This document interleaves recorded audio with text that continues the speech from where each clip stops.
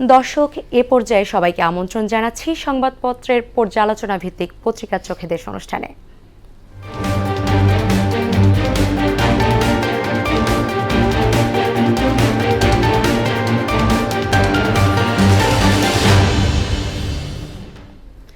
দর্শক, অনুষ্ঠানের আজকের অতিথি মোহনা টেলিভিশনের বার্তা সম্পাদক সুমন মোস্তাফিজ। সুমন, পত্রিকার চোখে দেশ অনুষ্ঠানে আপনাকে স্বাগত। ধন্যবাদ। প্রথমেই দেখে নেব বিভিন্ন পত্রিকার শিরোনামগুলো। প্রথমেই আমরা যাচ্ছি প্রথম আলো পত্রিকায়। সেখানে শিরোনাম করা হয়েছে সাফল্যের পাশাপাশি আছে সমালোচনাও। সহযোগিতায় আস্থা ঢাকা দিল্লির। খালেদা জিয়ার অবস্থা সংকটাপন্ন বলছেন চিকিৎসকেরা। ভারতকে আগে ব্যাচিংয়ে পাঠিয়েই কি সর্বনাশ।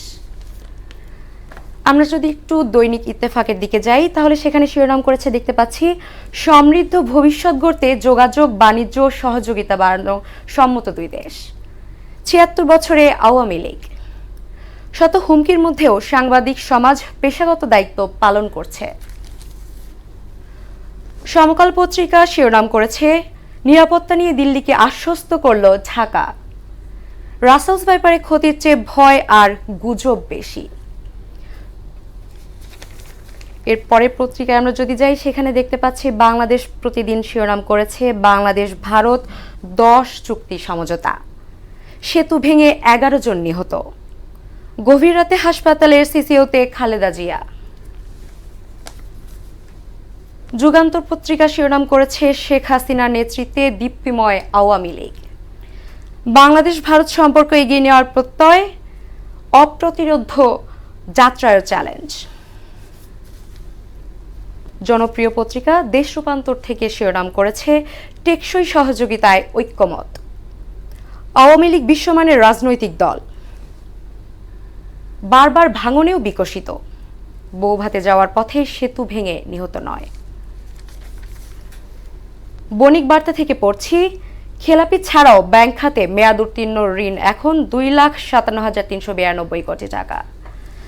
বাংলাদেশের ভেতর দিয়ে চলবে ভারতের ট্রেন। দ্য ডেইলি স্টার থেকে পড়ছি ঢাকা দিল্লি আইশিয়ার্ড প্রসপারিটি। আমরা চলে যাচ্ছি প্রশ্নে। আমাদের আজকের অতিথির সাথে আলোচনা করব প্রথম আলোর একটি শিরোনাম নিয়ে। সেখানে দেখতে পাচ্ছি সহযোগিতায় আস্থা ঢাকা দিল্লির।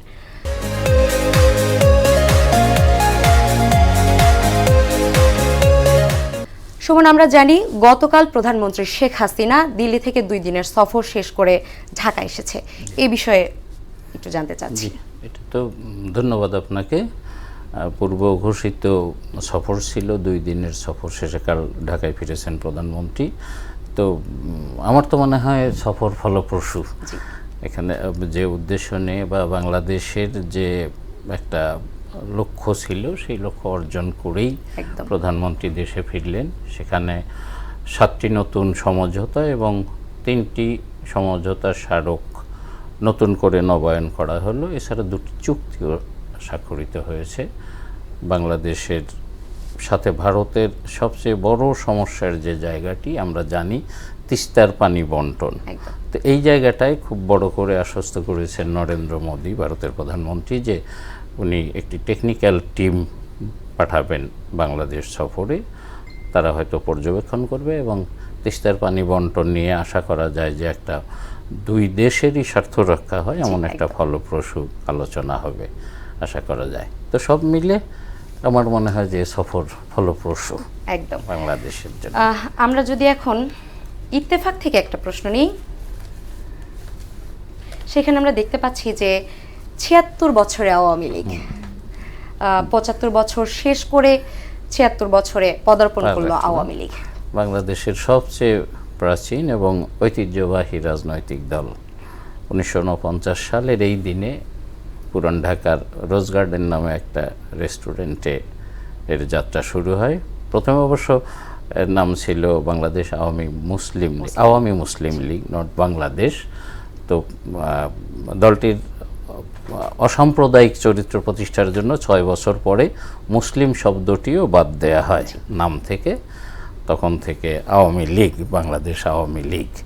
তো অনেক চড়াই উতরাই পেরিয়ে আজকে ৭৫ বছর পূরণ করে, সেই ৭৫ বছরের মধ্যে প্রায় ৫০ বছরই দলটি ক্ষমতার বাইরে ছিল। এটি একটি বড় বিষয় যে এই দীর্ঘ সময় ক্ষমতার বাইরে থেকেও একটা রাজনৈতিক দলের প্রতিষ্ঠা, এখনকার যে অবস্থা যে আওয়ামী লীগ টানা চতুর্থবারের মতো সরকার পরিচালনা করছে, সরকারের নেতৃত্ব দিচ্ছে, সেই জায়গায় নিশ্চিতভাবে বলা যায় যে জনসমর্থন, আওয়ামী লীগের জনসমর্থন ছিল বলেই অনেক চড়াই উতরাই পেরিয়ে এবং এই রাজপথের আন্দোলন সংগ্রামের মধ্যে সরকারের বাইরে থেকে ৫০ বছর পার করে আজ ৭৫ বছর পূর্ণ করলো।